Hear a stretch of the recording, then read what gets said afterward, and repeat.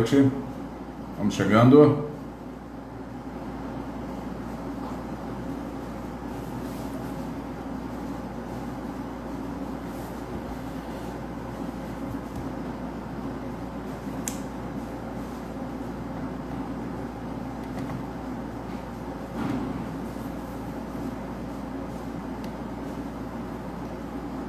Boa noite.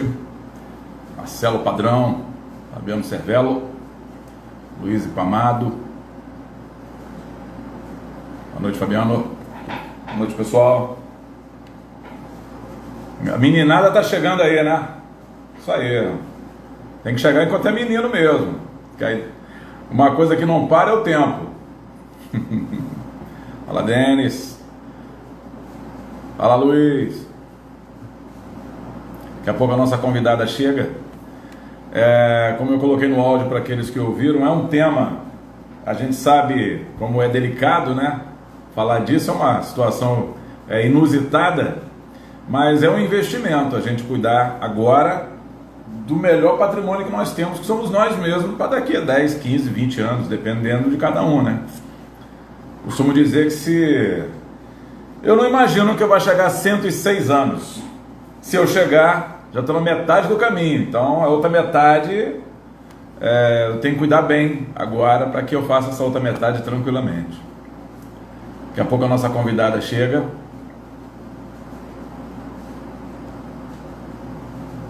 Fala, João.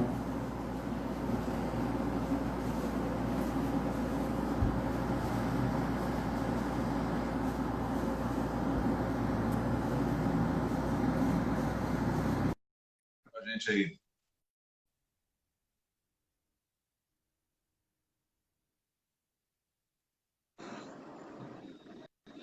Olá, doutora. Oi, boa noite. Boa noite. Tudo bem? Tá me ouvindo bem? Estou ouvindo bem. A imagem tá legal? Tá ótimo. Você está ouvindo bem? Tudo bem, também estou te ouvindo bem. Bom, nós estamos com 2 minutinhos, né? Já vinha batendo papo com a turma aí.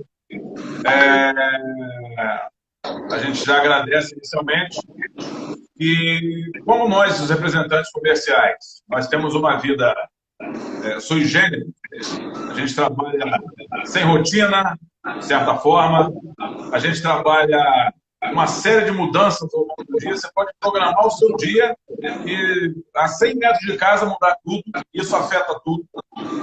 Então, toda essa pressão externa, toda essa movimentação que a gente faz, exige muito da gente, né? E é uma categoria muito experimentada, então a gente vê pela pesquisa que a gente faz, a faixa etária 35, 40 anos, 45, tem uma turma de 30 anos mais nova, okay? Mas tem o amadurecimento na profissão, né? E a longevidade na profissão também. Então tem 80 anos na rua hoje, trabalhando normal, cheio de gás. Então, esse tema, eu falei com eles que é um tema inusitado, mas ele é provocador mesmo, provocativo. Porque como é que a gente quer chegar nos próximos 10, 15 anos, 20 anos da nossa vida? E não dá para eu falar sobre isso sem trazer um especialista, né? E a gente fica muito feliz que você aceitou. Eu ouvi um outro médico muito experiente, ele falou assim, quando você for procurar um geriatra, procure um bem mais novo que você, viu? É melhor. Então, pessoal, nós estamos aqui já com 27 colegas na sala. São 7h04, nós vamos apresentar formalmente a nossa convidada, que vai nos ajudar a entender o que a gente tem que fazer para o nosso futuro breve, né? Quem está conosco é a doutora Thaís Bertolini. Ela é graduada em Medicina pela Universidade Federal do Rio de Janeiro, Unirio, especialização em Geriatria pela mesma universidade, especializanda em Terapia Intensiva pela Associação de Medicina Intensiva Brasileira, a MIB. A doutora Thaís trabalha em vários bairros da cidade aqui do Rio de Janeiro. Barra da Tijuca, Nilópolis, Tijuca 2 vezes, Bangu, Duque de Caxias. Tem aqui os dados dela, eu vou passar várias vezes, mas para quem já quiser anotar, Instagram, @BR de doutora, Thaís Bertolini, como é o nome dela. doutora Thaís Bertolini. O WhatsApp ela colocou aqui também para quem, principalmente do Rio de Janeiro, já quiser, ó, 21 Rio 999 88 7240. 999 88 7240. E o e-mail, igual o Instagram, doutora Thaís Bertolini, @gmail.com. Ok? Essa é a nossa convidada que vai nos ajudar. E nesse momento eu encaminho para a senhora terminar a sua apresentação com aquilo que eu posso dizer. Boa noite, Fernando, boa noite a todo mundo. Primeiro, obrigada pelo convite de estar aqui, né? É sempre uma honra poder falar para as pessoas que querem saber mais de uma coisa que é tão apaixonante para mim, né? Então, saber que tem tanta gente interessada nesse assunto me deixa muito feliz, né? E eu espero que eu possa trazer informações que possam ajudar vocês também nesse dia a dia aí, nessa rotina pesada que certamente vocês têm, né? Eu espero que eu possa ajudar um pouquinho a tentar trazer uma consciência maior. Às vezes, algumas mudanças de hábito muito simples são já muito interessantes para trazer benefícios para a gente, de uma maneira geral, né? Aquilo que está na nossa mão, né? Então, vamos lá, assim, eu gosto de começar com a pergunta número 0, assim, 01, aquela bem tranquila mesmo. O que trata, doutora Thaís, o médico geriatra, e vou encaixar uma outra pergunta nisso aí. Qual a idade, essa aqui me mata de curiosidade, qual é a idade recomendada para iniciar a consulta com o geriatra? Essa é aquela pergunta que o pessoal fala que é a pergunta de $1 milhão, né? Todo mundo quer saber a resposta. Bem, vamos lá. Então, partindo da sua pergunta 0. O médico geriatra é aquele médico que estuda especificamente o processo de envelhecimento humano, né? Envelhecer, todos nós vamos. Isso é um processo natural da vida de todo ser vivo, na verdade. E o geriatra, ele se ocupa de estudar isso. Esse processo fisiológico, porque existem coisas que acontecem com o passar do tempo e são normais, mas também aquelas outras coisas que não são normais, o processo de doença. Algumas dessas doenças, elas vêm pelo desgaste mesmo, mas não são normais, são doenças, né? E outras dessas doenças são mais específicas, vamos dizer assim. Ao longo da conversa, a gente vai se alongando em mais um tema ou outro para não ficar muito, muito maçante. Mas é basicamente isso. O geriatra é aquele médico que se ocupa em estudar e acompanhar o processo de envelhecimento humano, né? E com relação à idade, então vamos lá. Tecnicamente falando, idoso no Brasil, porque existe diferença também, mas no Brasil, idoso é aquela pessoa acima de 60 anos, né? Mas eu vou procurar o geriatra aos 60 anos só, quando eu chegar lá, não me parece ser a forma mais adequada, vamos dizer assim, porque o grande lance da geriatria é tentar estar sempre um passo à frente, é tentar trabalhar com a prevenção, em busca do que a gente chama do envelhecimento bem-sucedido, né? A gente conversou um pouquinho antes e eu te falei que o mais legal da vida é o caminho. Então, o geriatra, ele vai tentar traçar um caminho que seja mais produtivo, né, ao longo de todo o percurso da vida. É um grande desafio. Com certeza, até porque eu acho que cada um é um, né? Sim. Tem uma regra geral, mas cada um que chega lá é um, né? Então, eu acabei não respondendo a sua pergunta. Eu comecei a devagar aqui, porque eu gosto tanto do tema, que aí a gente começa a falar com relação à idade. Se eu te disser também que o quanto antes melhor, a gente pode estar sendo um pouco alarmista, senão daqui a pouco o pessoal de 18 anos vai estar batendo lá na minha porta. Mas eu acredito que a partir dos 40, 45, 50, já seja uma idade interessante onde você começa a se preocupar em como você quer chegar lá, como você quer que seja a sua velhice, né? Porque a gente também vê uma mudança dessa população, Há 30 anos atrás, há 40 anos atrás, quando você olhava uma pessoa de 40 anos, de 45 anos, aquela pessoa era um senhor de muita idade, né? Hoje em dia, a vida começa aos 45. Você atinge o pico produtivo da sua vida em torno dos 50 anos, né? Então, depois disso, a gente tem muito mais a viver. A expectativa de vida da população mundial, de uma maneira geral, aumentou. A expectativa de vida do brasileiro aumentou. Então, a gente está vivendo muito mais e o nosso interesse é viver muito melhor, além de muito mais. Então, você tocou num ponto aí. Chegam lá para você pessoas com 40, 35, 45 anos, vamos dizer assim. Mas ela já chega com as consequências das escolhas que ela fez ao longo desses anos. Né? E tem um quadro ali. Você deve olhar esse quadro, enfim, e apontar, inclusive, que precisa mudar para o caminho que ela quer fazer. E aí eu vou... Estou divagando aqui, ok?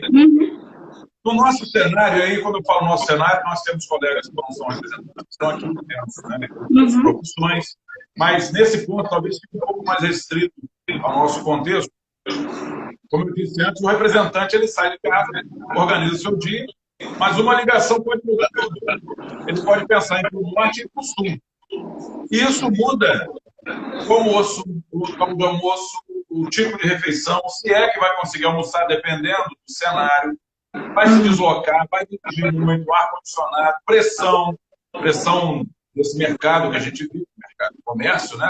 A gente fica no meio de uma série de questões ali, exigindo muito da gente. Então, a gente tem que dar, muitas vezes, aquilo que a gente quase não tem. Mas, bom, e aí, eu, propositalmente, aqui, ó, muitas vezes, eu me pego um bom período sem consumir água desse dia.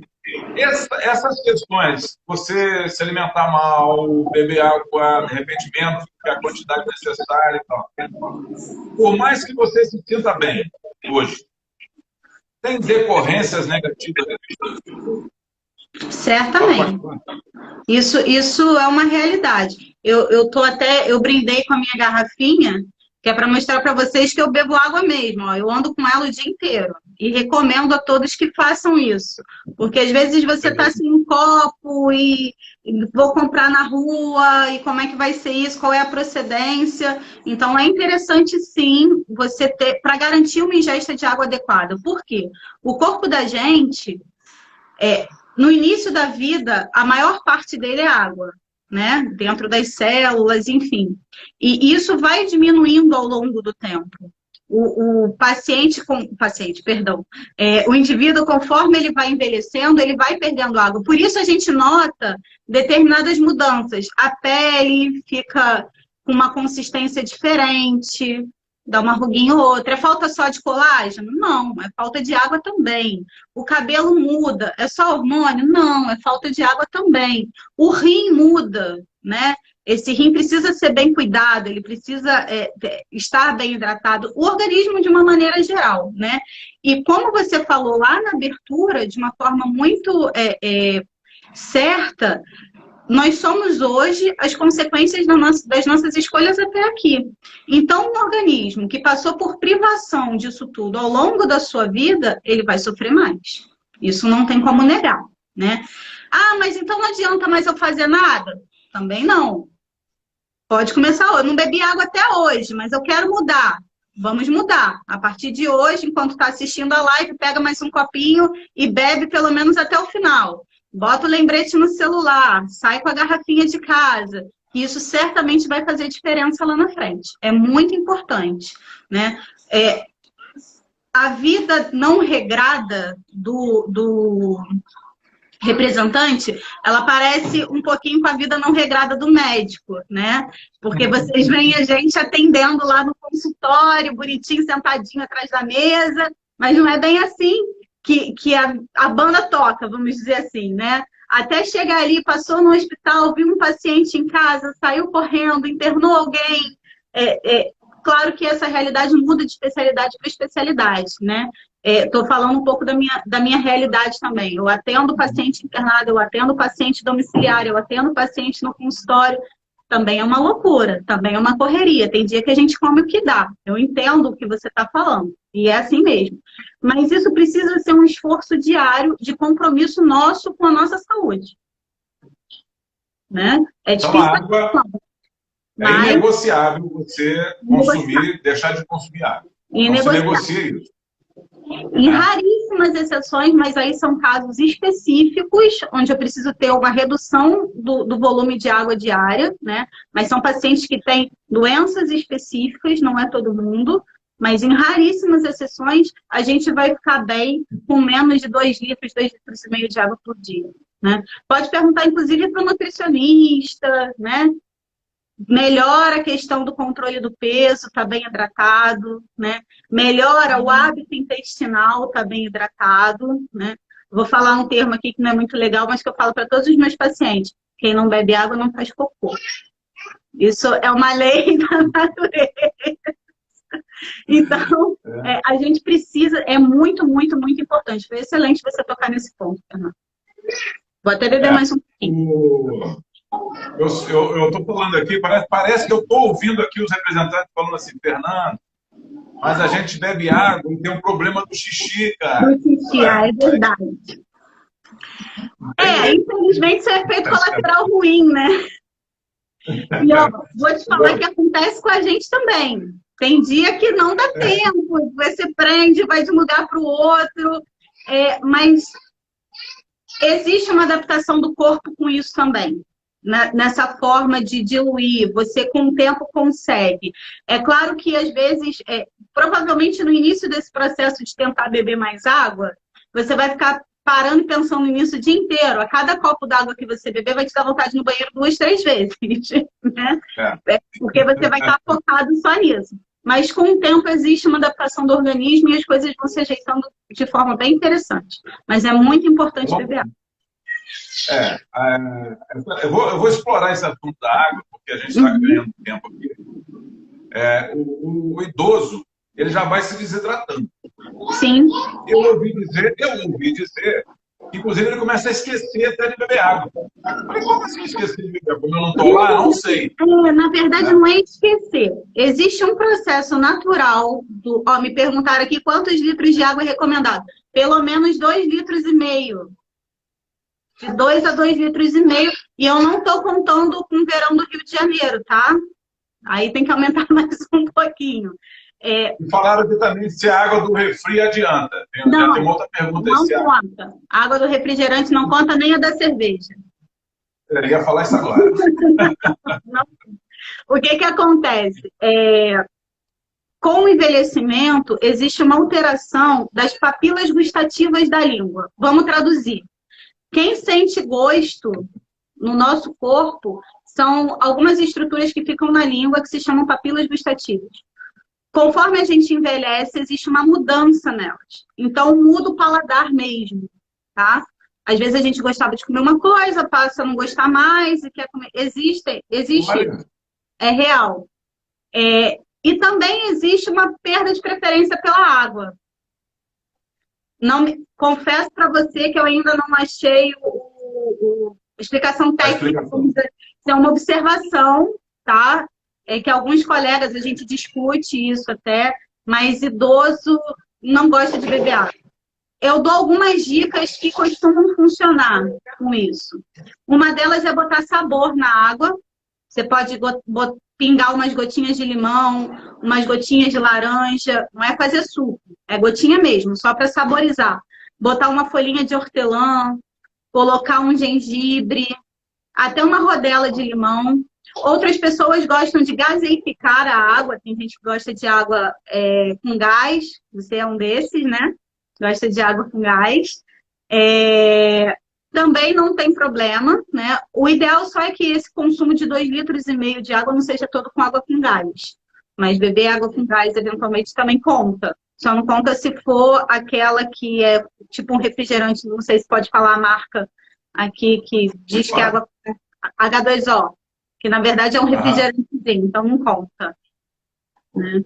Mas... E essa questão da água, água com gás, para os colegas que estão aqui, é que quando eu estou no trânsito, por acaso eu estou com uma sede terrível e não tem como, eu procuro comprar água com gás, Uhum. para não correr o risco de Por pegar conta uma da água, procedência. uma procedência que eu não sei de onde veio. A É, água com gás não tem como. infelizmente, na nossa realidade, é triste você ter que duvidar da procedência de um produto, né? Mas na nossa realidade, isso é o que acontece mesmo no dia a dia, né? Então, nesse caso, a água com gás ela é mais difícil de ser violada, de ser burlada, enfim.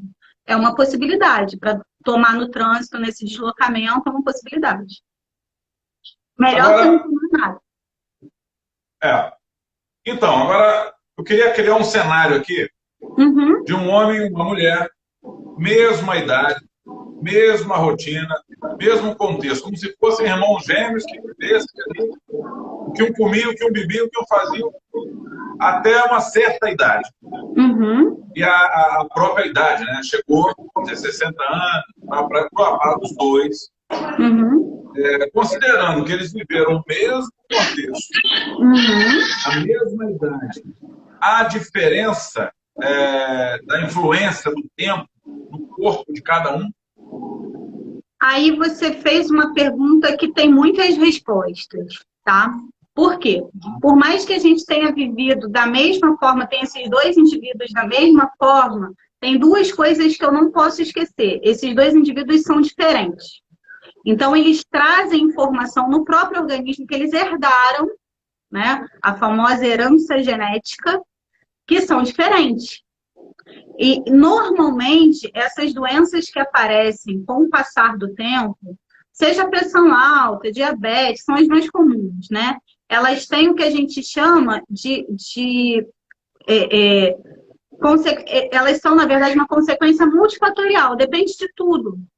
Depende de como eu vivi, mas depende de quem sou eu, quem é a Thaís, quem é o Fernando, que carga genética é essa que eu trouxe, né? O que eu ganhei dos meus pais, vamos dizer assim, né? Então, isso, por si só, já pode trazer alteração, tá? Já pode trazer diferença. Se você me falar assim, ah, Thaís, mas se forem irmãos gêmeos? Se forem irmãos gêmeos que viveram igualzinho, o que a gente espera é que eles tenham o mesmo processo de envelhecimento, entendeu? Homem e mulher, tem diferença? Biologicamente falando, sim. Tem a questão hormonal, né? Tem a questão da menopausa na mulher, diminuição de produção de hormônio no homem. Isso tudo influencia. Por exemplo, as mulheres são mais propensas a ter osteoporose numa idade mais precoce que os homens. Homem não tem osteoporose? Tem. Tem. Homens idosos têm osteoporose, mas normalmente apresentam esse quadro em idades muito mais avançadas que as mulheres. Aí por uma questão hormonal. Mesmo que elas tenham feito tudo, mesmo que ela tenha feito tudo que esse homem fez. Isso ela é mais propensa a ter. Entendeu? Uma pergunta que colocaram aqui pra gente, você acha que você até abordou? Há pessoas que envelhecem mais rápido, umas que as outras. Por quê? Exatamente. Essa pergunta é uma pergunta, ela é bem caprichosa, vamos dizer assim, né? Porque quando a gente fala em envelhecimento, eu posso falar do envelhecimento e eu posso falar, porque o envelhecimento ele é um processo complexo, né? Ele tem, eu vou tentar me explicar porque essa é uma parte que ela é bem difícil para a gente conseguir colocar de forma não técnica, assim. Porque eu posso parecer velho e não ser tão velho. Aí é uma questão de aparência. Mas por quê? Algumas pessoas têm propensão a ter o cabelo branco mais cedo.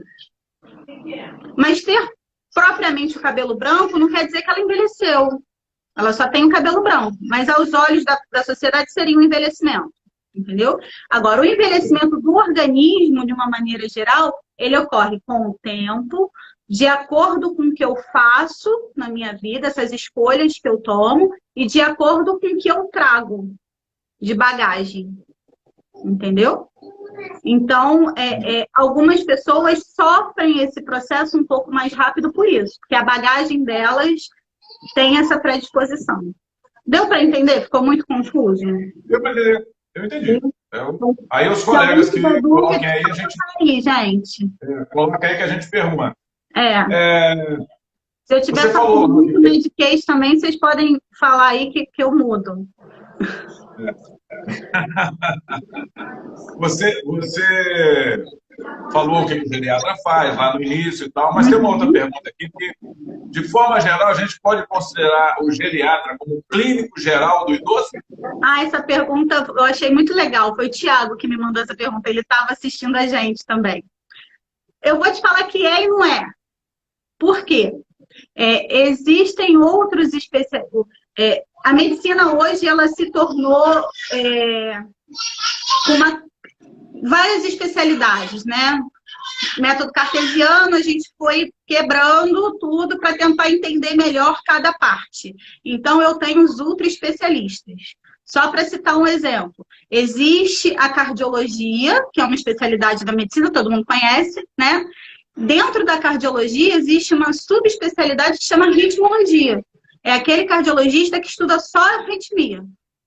Então, ele é um ultra especialista. A maioria das pessoas nem sabe que existe, né? Nunca ouvi falar.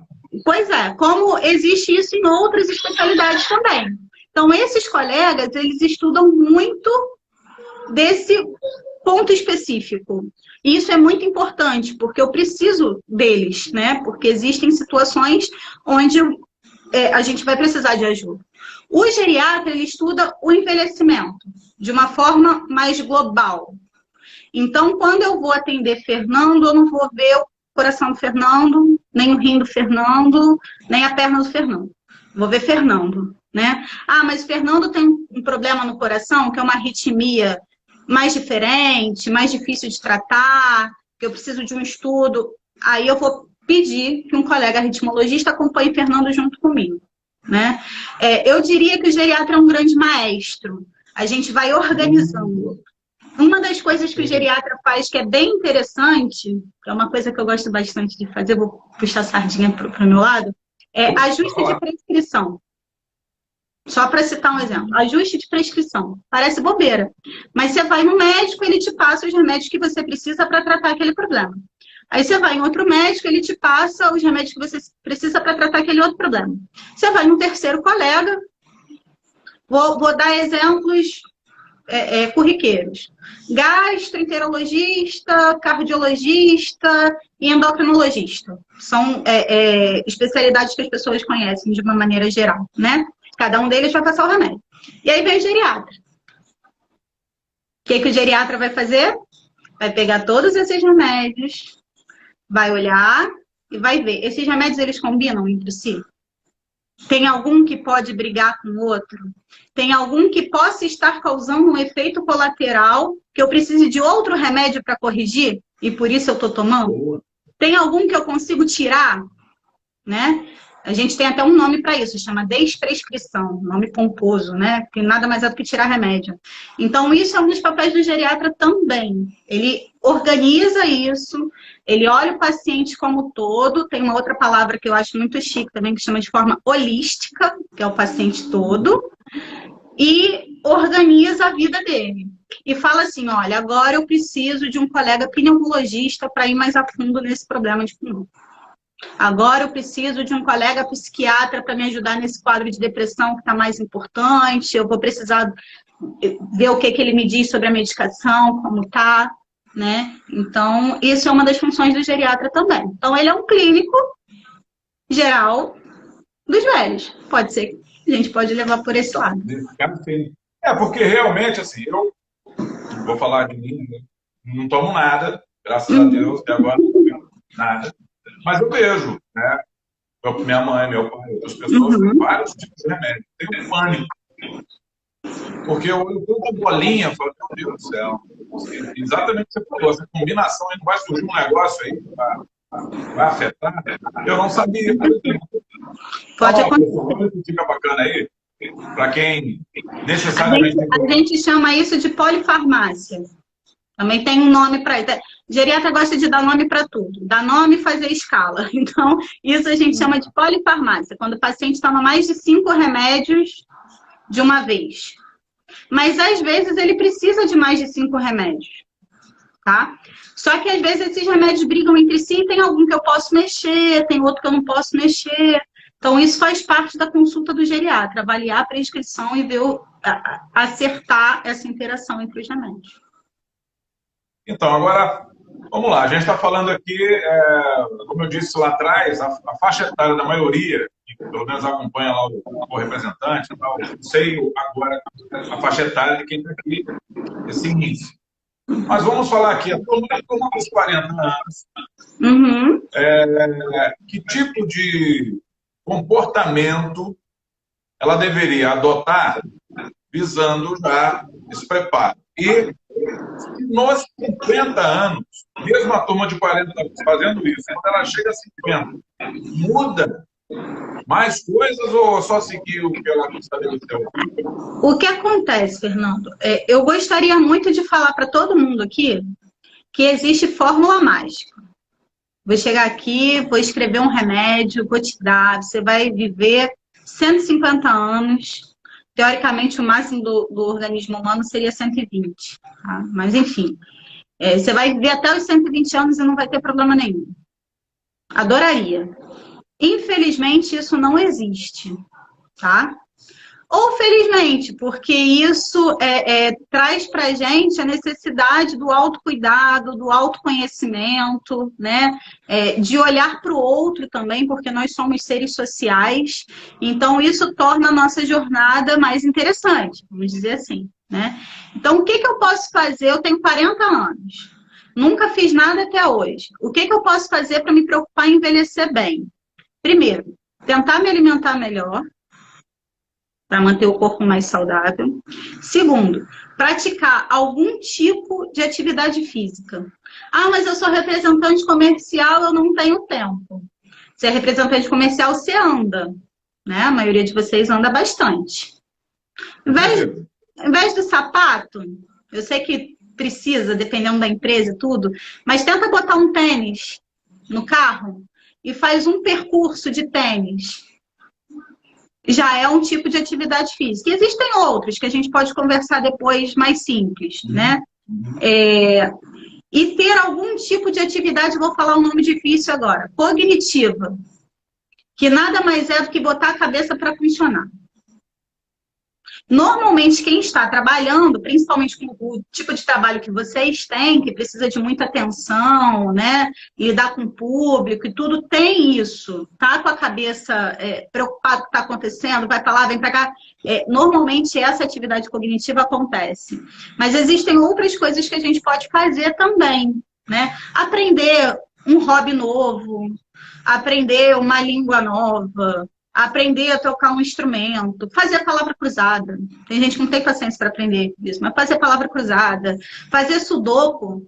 Algumas pessoas preferem números que palavras, né? Então, assim, manter a cabeça ativa. Então, eu preciso alimentar meu corpo bem, manter o movimento e manter a minha cabeça em movimento. Isso eu posso começar... E o sono? O sono faz parte desse processo também. Mas, normalmente, quando você consegue ter uma vida um pouco mais regrada, salvaguarda alguns casos, o teu sono melhora.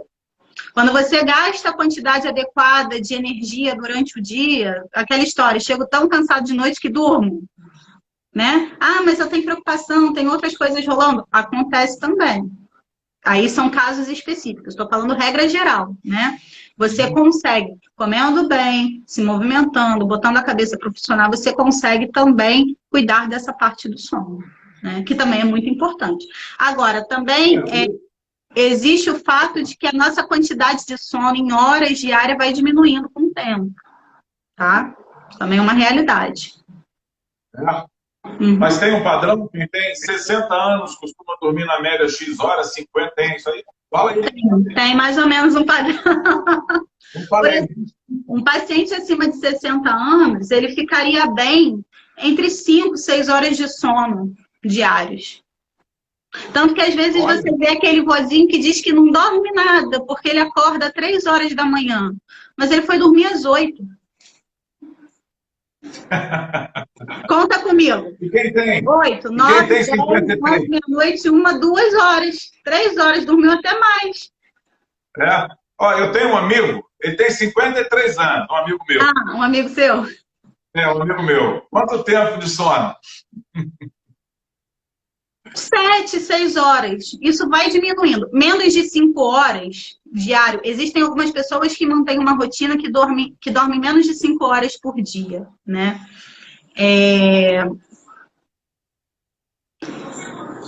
Não é saudável. Menos do que 5, 4 horas por dia, em faixa etária nenhuma é saudável, porque o corpo da gente ele precisa de descanso. Isso faz parte, porque é nesse momento que a gente repõe a energia, que a gente faz alguns reparos celulares, que a gente solidifica a memória, enfim, tem uma série de coisas que acontecem nesse processo do sono, né? Mas você vai voltando, uma criança, um recém-nascido dorme quase 18 horas, né? Um adolescente, alguns adolescentes ainda precisam dormir 12 horas, né? A gente, na idade adulta, algumas pessoas precisam de 8 horas, mas em torno de 6, 7 horas por noite já seria suficiente, bem dormidas, tá? Aí a gente precisa entrar na seara da qualidade do sono. Estou falando em horas bem dormidas, já seria suficiente. Qualidade do sono. Alguém colocou aqui, alguém perguntou assim, não é Graça lá de Dona Eusébia, perguntou se sou eu. Não, sou eu não. Não, é o amigo dele, é amigo dele. Meu amigo. Poxa, quer puxar meu tapete, pô? Olha, perguntaram aqui, anotando, algum remédio para não envelhecer? Então, mas por que o pessoal quer remédio para não envelhecer, gente? Se isso é uma das graças da vida. Porque as pessoas só veem o lado ruim de envelhecer. Tudo bem que tem alguns percalços nesse caminho. Óbvio que a gente queria ter a mesma vitalidade que tinha aos 18 a vida toda, né? Mas será que você queria ter a mesma cabeça que tinha aos 18 a vida toda? Será que você queria ter a mesma experiência de vida que tinha aos 18 a vida toda? Né? Todas as fases da vida, elas trazem perdas e ganhos. Né? Em cada momento a gente vai ter a beleza daquele momento. Ah, mas eu não queria viver doente. Ninguém quer viver doente. Ninguém quer viver doente. E, obviamente, as doenças elas são mais comuns depois de uma determinada idade, por aquilo que a gente falou lá do início, o desgaste. Né? Mas existe maneira da gente trabalhar, e aí vou puxar a sardinha para mim de novo. É onde entra o nosso papel de pegar aquele paciente lá no início dessa fase idosa dele, pegar na mão dele e falar, vamos junto rumo ao envelhecimento bem-sucedido. Para a gente tentar estar sempre um passo à frente e antever. Ó, isso aqui pode dar errado lá na frente. Vamos mudar a estratégia agora. Isso aqui, ó, vamos dar um ajuste, vamos mudar a estratégia agora, né? Esse é o lance, né? Infelizmente, não tem, eu só tenho um remédio para não envelhecer. Esse remédio eu não quero tomar. Quer ficar pelo caminho. Aí não. Ninguém quer, né? Então, o grande lance é aproveitar a estrada, que é o barato da vida, né? Viver da melhor forma possível. Você falou aí, alguém colocou aqui, meu pai tem 83 anos, deixa eu ver aqui. Meu pai tem 83 anos e ainda atua como representante comercial, faz conta de cabeça. O segredo é se manter ativo. Né? Excelente, adorei saber disso. Então, há uma característica, por exemplo, eu vendo porcelanato. Uma das fábricas que eu tenho é porcelanato. Todo ano nós lançamos produto. Okay? E há uma tendência, uma série de questões que justificam o lançamento do produto. Eu tenho que me debruçar, eu tenho que estudar, eu tenho que entender, eu tenho que forçosamente me aprimorar para aquele novo modelo, aquela nova tendência, aquele novo cenário. Isso é uma tônica no mundo da representação comercial, porque todo mundo quer comprar um produto, as fábricas lançam. E a gente tem que entender isso aí. Então, realmente, isso ativa a nossa cabeça, a nossa memória. Mas um amigo, estou fazendo um contexto aqui para um amigo uma vez, eu usando o celular demais, muita coisa, ele falou, cara, você está exigindo de você demais, porque ó, eu usava rádio e celular. Muitas vezes, você está dirigindo para o carro, toca o telefone, fala um assunto, no rádio tocava outro assunto. Ao longo do dia, aquilo que ia me consumindo, eram vários assuntos diferentes, além de eu ter arrumado uma dor no braço. tanto tempo que eu ficava com o celular sem perceber. Uhum. Então, eu queria voltar no ponto lá, os hábitos que esse mundo moderno acaba nos impondo, a gente não percebe, isso vai minando. Por mais que eu malhasse, por mais que isso, o meu braço Sim, ficou um sim, bagaço. sim, Um celular que não pesa nada. Né? sim. Então, se eu Não queria que você pesa, tocasse nesse tempo. não pesa se você ficar um minuto com ele na mão, mas existem estudos sobre a questão do peso exercido na coluna cervical, o tempo que você permanece na altura do celular. Isso pode trazer problemas. Não vou entrar na seara da cirurgia de coluna, tá? Isso não é minha área. Eu não sabe disso. Mas parece uma bobeira o celular, mas existem essas situações, né? Que são importantes e são reais. Com relação a essa questão do mundo moderno, é muito importante que a gente esteja antenado, sim, que a gente entenda o que está acontecendo, sim, mas tudo na vida precisa de moderação, né? Porque aí a gente acaba fomentando situações como crise de ansiedade, né? Porque você fica com aquela situação, eu preciso fazer, eu preciso fazer, eu preciso dar conta, eu preciso dar conta. A gente vê pacientes com transtorno de atenção, porque faz tanta coisa ao mesmo tempo, não faz nada, porque tá com celular, tá com rádio, tá com WhatsApp, tá com... E no fim do dia você pergunta, o que você fez? Aí você para, eu não lembro. Porque você não aprendeu a sua atenção naquilo que você estava fazendo. Uma queixa muito frequente, muito recorrente, inclusive de pacientes jovens, meu parâmetro jovens, né? 40 anos, 50 anos, são garotos para mim. É essa questão da memória. Doutora, minha memória está péssima, eu não consigo me lembrar das coisas.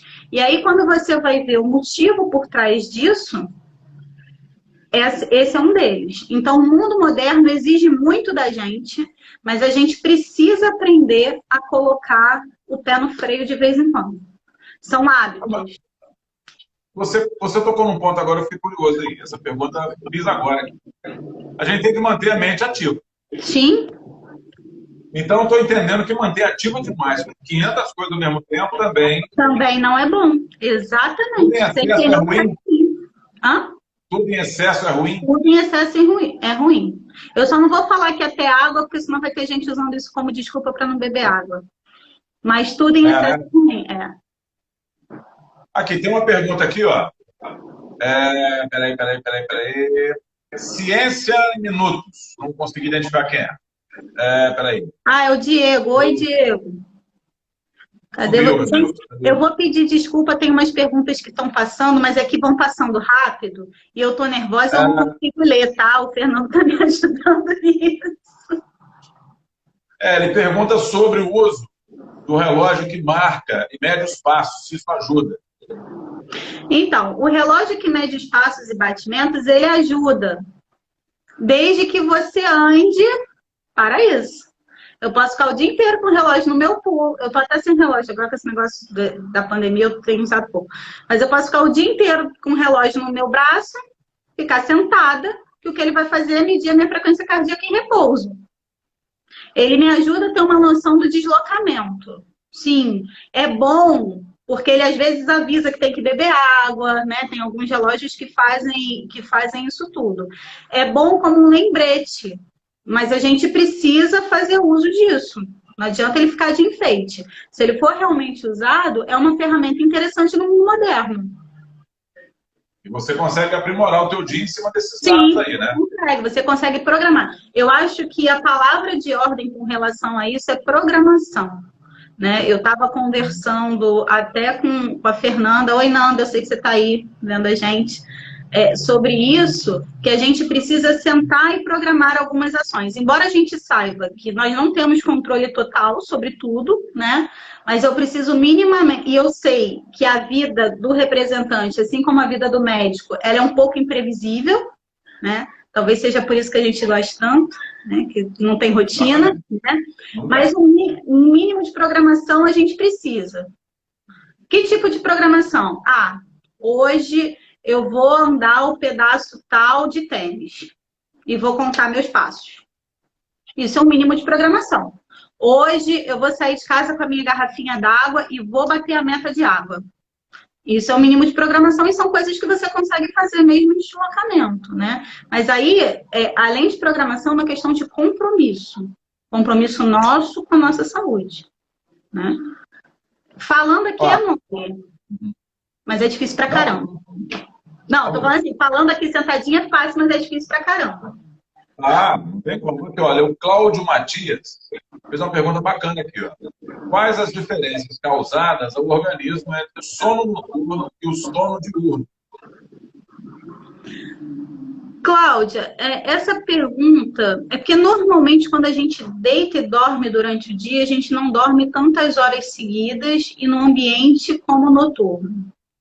Além disso, existe uma coisa no nosso organismo que chama ciclo circadiano. A luz solar, ela ajuda a regular o nosso horário de funcionamento. Isso é real, tá? Então, essa oscilação de dia, noite, sono, vigília, essa manutenção de rotina é benéfica para o organismo por isso. Porque existem produções de hormônio relacionadas a isso, uma série de alterações no organismo podem vir por conta disso. Existem pessoas que trabalham à noite e têm uma alteração. Eu tenho pacientes que trabalharam, muitos pacientes da área da saúde, né? Que trabalharam à noite a vida inteira e têm problemas de sono por conta disso. Infelizmente, foi uma situação que a vida impôs, né? Mas a gente tem um pouco mais de dificuldade de ajustar depois. Entendeu? A diferença é essa. Tem uma... Talvez essa pergunta seja mais direcionada para um angiologista, mas com certeza você, pelo menos, vai ter uma visão bacana para passar para a gente aí. Não sendo angiologista. O representante dirige muito, muito, muito. E a circulação dele sofre com isso. Porque além dele dirigir, ficar ali, né, ele fica em pé muito tempo. E a gente vê já representantes com uma certa idade, e também idade de trabalho, com as consequências, com a má circulação nas pernas e tal. Isso traz também algumas consequências ruins, né? Sim. Você teria alguma dica nesse aspecto? Já que, por exemplo, que eles têm uma má circulação já e tem que trabalhar, como é que faz para melhorar isso? Então, quem já tem a má circulação tem que trabalhar, não tem como, a gente tem algumas coisinhas que podem ajudar. Por exemplo, o uso da meia compressiva, mas é importante que ele seja avaliado pelo médico antes, para ver o tipo de meia, a altura da meia, porque o que acontece? A meia compressiva, ela ajuda o sangue não ficar represado lá embaixo. Em português, claro, é isso. Então, ela diminui, coisa que as veias dele, porque já tem varizes, porque já tem problema circulatório, não conseguem fazer sozinhos. Então, ela vai diminuir, no fim do dia, aquela sensação de peso, de dor nas pernas, né? O uso do sapato adequado também é importante. Mas eu só posso usar sapato, eu não posso usar tênis. Mas existem sapatos hoje, existe tecnologia para isso, de sapatos que são um pouco mais adequados ao caminhar que outros, né? Para quem anda muito, tem sapatos com solados mais específicos para isso. Às vezes palmilha que você coloca dentro, né? Para poder melhorar essa situação. Vamos voltar para a nossa receita, que não é receita de bolo, mas para a nossa receita. Exercício físico. Mas eu já tenho problema. Mas se você começar a fazer, vai te ajudar minimamente a não piorar. Pode até não resolver, porque já tem um problema instalado.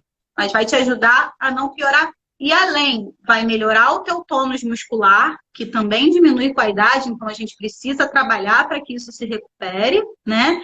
Vai melhorar a tua disposição e vai melhorar a circulação também, porque o tônus muscular é muito importante para a circulação. Isso, você falou, isso não estava no script, mas o pessoal de educação física, o pessoal de educação física defende o seguinte, que você começa a perder o tônus, uma certa idade, né, uma série de decorrências. Não sei se é 40 anos, 35 anos, 50 anos. É verdade isso? É verdade. A gente vai perdendo muita coisa, mas é assim, muito acelerado, como eles colocam. Ó, o Ângelo está aqui falando da avó dele, que tem 87 anos, faz atividade física. Ângelo, a sua avó é um espetáculo. Eu quero ser igual a sua avó quando eu crescer. Tem que ver a avó dele. Manda um beijo para ela. Beijo para a Jandira. Enfim, é verdade isso. Em torno dos 40 anos, aí vem a notícia triste. Eu não queria dar notícia triste hoje, mas você está me perguntando. Em torno dos 40 anos, mais ou menos, a gente ganha de presente uma aceleração da perda de massa muscular. O que significa isso? Eu cheguei no meu ápice de ganho de massa muscular, ou seja, eu ganhei tudo que eu podia ganhar até ali, e daqui para frente vai ser mais difícil de eu manter. Porque o músculo, aquela fibra muscular, né, nossa, ela vai ficando mais fina. A gente vai tendo menos fibra muscular. Então, e a cada década isso aumenta. Então, assim, se eu precisava fazer um X... essa notícia é triste. Se eu precisava fazer um X exercício com 30, com 40 eu tenho que fazer um pouquinho mais. Jairinho tá aí assistindo, ele pode falar isso também. Com 50 eu tenho que fazer um pouquinho mais. Com 60, um pouquinho mais. Beijo, Bianca. Tio Vavá. Ih, agora eu tô conseguindo ver o povo. Eu vou ter que fazer um pouquinho mais. Então, por isso é importante fazer sempre. Porque eu consigo manter a minha massa muscular. E meu maior desafio é desacelerar a perda. Entendeu?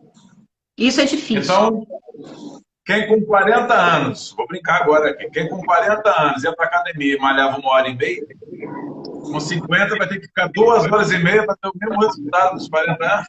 O pessoal da educação física vai saber dizer melhor do que eu. Mas obviamente, brincadeiras à parte, os estímulos precisam ser diferentes. E é muito interessante a gente tocar nesse assunto, porque existia um mito, algumas pessoas ainda pensam assim, de que idoso não pode malhar. É peso, é impacto, né? Idoso não pode fazer esse tipo de exercício. Não é verdade, tá? Deve. Exercício com força, puxar peso, exercício com impacto, caminhar, correr, são importantes. Claro que eu preciso ter noção dos limites do corpo. Por isso precisa ser individualizado. O ideal é que esse exercício seja feito acompanhado por um profissional de educação física habilitado, né? E que consiga dosar isso. Não sair fazendo sozinho, porque vai ter lesão, né? Vai ter lesão. Principalmente uma lesão numa musculatura que já está mais frágil, e aí eu tenho um tempo maior de recuperação, então não é bom. Mas exercício com força e exercício com impacto são muito bons, tanto para a saúde do músculo, como para a saúde dos ossos. Duas coisas muito importantes. O pessoal, não tem desculpa não, hein? Não vai tem jogar baralho, não. Não tem, meu. Todo mundo tem Cetinjário, ele está aqui assistindo, ó. Passar depois o contato dele para todo mundo, que ele é especialista em treinar qualquer idade, mas idoso, ele é 10. Ó, a Shirley Designer, não consegui entender o resto, ela colocou o seguinte aqui. Eu tenho 55 anos. Após o confinamento, passei a ter uma oscilação grande. Tem horas que estou com muita energia, tem outras muito deprimidas. O que fazer para sair desse ciclo? Shirley, primeiro um beijo para você. E assim, essa fase está difícil para todo mundo, né? Eu acho que o mais importante para sair desse ciclo é não se cobrar tanto. Saber que essa oscilação ela vai acontecer, porque a gente está passando por um período diferente. Ninguém tinha passado por isso. Ninguém tinha vivido uma fase dessa. A gente não sabe exatamente quando vai acabar, né? Cada hora fala alguma coisa, né? E essa oscilação também faz parte da vida. É um mito a gente achar que tem que ser feliz o tempo todo e alegre, tá sempre para cima, porque isso só acontece no Instagram dos outros. Talvez nem no nosso, né? No Instagram tá sempre todo mundo lindo, sorrindo, brindando a vida, o que é ótimo, mas isso não é uma verdade, porque todo mundo tem esses ciclos. O que começa a preocupar preocupar a gente. E isso não é patológico, não é doença. O que começa a preocupar a gente? Quando a fase do baixo, ou até às vezes a do alto, que ela pode esconder alguma coisa, ela começa a atrapalhar a vida da pessoa. Eu estou mantendo a fase do baixo, estou mantendo a fase do baixo, estou mantendo, não consigo sair dali. Opa, aí eu preciso preciso pedir ajuda, preciso conversar com alguém. Por quê? Eu estou em quarentena, estou isolada, não posso ver minha família, não vou trabalhar. Estou preocupada com a questão financeira, porque todo mundo está, né? A gente não sabe como é que o país vai ficar. Coisas que estão passando pela cabeça de todo mundo.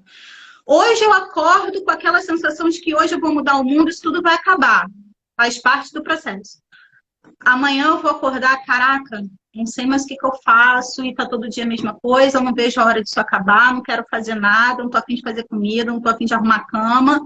Também faz parte do processo. Então, a gente precisa se culpar um pouco menos nesse processo, mas ficar atento a esses sinais de quando os baixos começam a ser muito longos.